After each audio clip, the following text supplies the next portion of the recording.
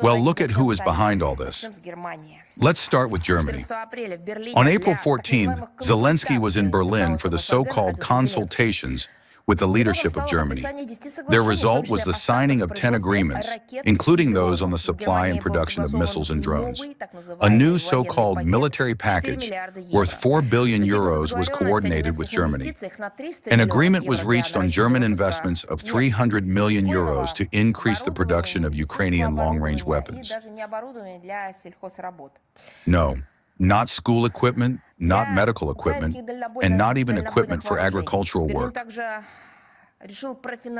Berlin also decided to finance a contract for several hundred missiles for the American Patriot air defense systems and will supply 36 Iris-T missile launchers of its own production. Such is the love for the citizens of Ukraine and Ukraine as a whole from Berlin. This kind of deadly generosity caused undisguised delight from Zelensky, who called Germany, as you might guess, the main, as he put it, partner of Ukraine in defense. Well, translated into normal language, Germany is Zelensky's main partner in the mobilization of Ukrainian citizens to their graves. It would also be good to remind everyone that Germany has turned into the main sponsor of the war and the militarization of Ukraine. This is also evidenced by the data released in Berlin on the volume of funds allocated by Germany for the needs of the armed forces of Ukraine. About 55 billion euros have already been spent for these purposes. This is despite the fact that if you talk to representatives of German business, large, medium, small, it doesn't matter. They will tell you how much they need these funds themselves and how they could contribute to the truly genuine prosperity of Ukraine if only they were allowed to do so.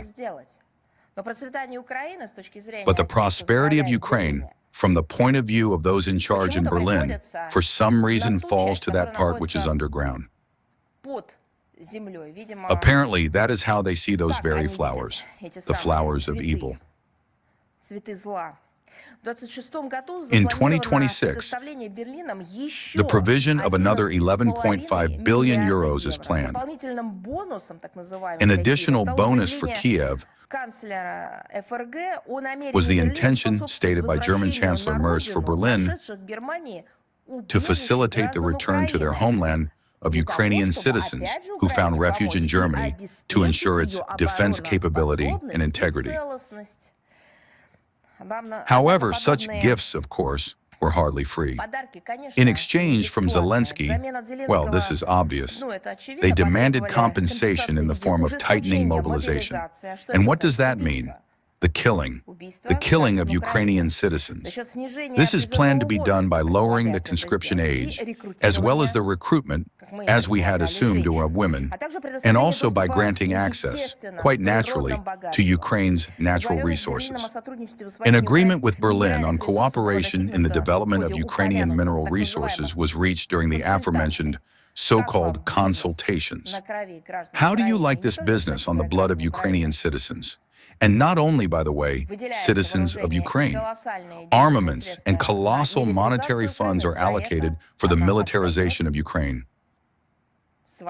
In exchange for this, the country gives away its natural riches and buries its own people.